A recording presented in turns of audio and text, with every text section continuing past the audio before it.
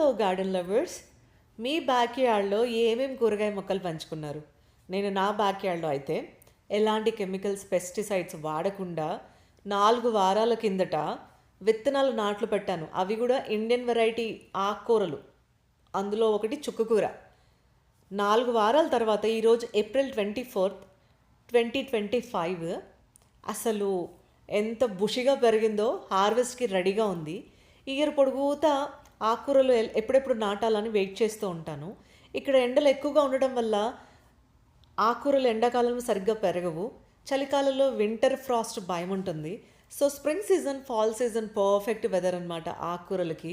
So మన బ్యాక్యార్డ్లో చూసారు కదా ఎంత బూషిగా చక్కగా చుక్కకూర అయితే హార్వెస్ట్కి ఇప్పుడు రెడీగా ఉంది. సో మీకు కనుక నా వీడియోస్ నచ్చినట్లయితే తప్పకుండా లైక్ చేసి ఎంకరేజ్ చేయండి.